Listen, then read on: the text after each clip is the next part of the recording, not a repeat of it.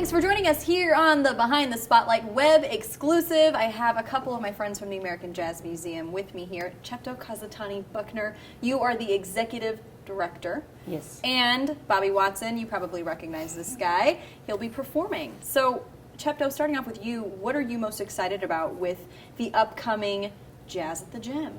I think what I'm very excited about is really beginning to take the jam back to where it was in its heyday, to make it this really cultural and performing center that celebrates the talents of African Americans, but also to highlight Kansas City jazz and the talents that we have, like Bobby Watson in Kansas City, that we want to showcase that we have some great talents, and it's happening here at 18th and Vine. And the Jazz at the Gym happens every year. Does it kind of bring a little bit of a resurgence to the 18th and Vine area? Yeah, it does. I think this year we've done something a little bit different. We've added 2 more shows. Our director of entertainment has done a great job in curating this year.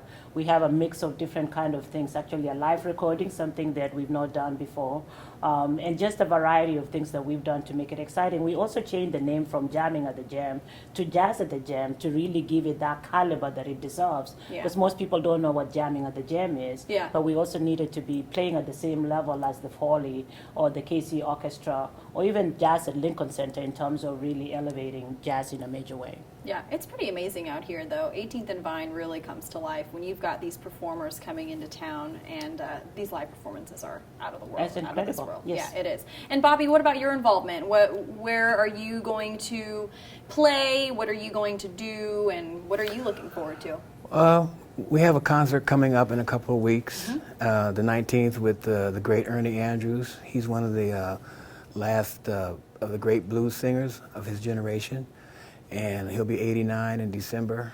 Nice. So we're really, we've performed before, and he's been a great mentor and friend for many years. So and he loves Kansas City, and Kansas City loves him. So we're just looking forward to having him back with the American Jazz Orchestra. It sounds like it's going to be a good time. So give us some of the details. It's going to kick off on the 19th, and how long does it go? It's going to kick off on the 19th. Our last performance is going to be in April. And then we'll start our new season. And right after April, actually, we are launching our jazz festival during Memorial Day weekend. So we'll be making those announcements very shortly as well. Busy time busy, at the busy American time. Jazz Museum. Yes. If there was one thing about 18th and Vine and the American Jazz Museum or the Gem Theater or the Blue Room, it's all kind of right here.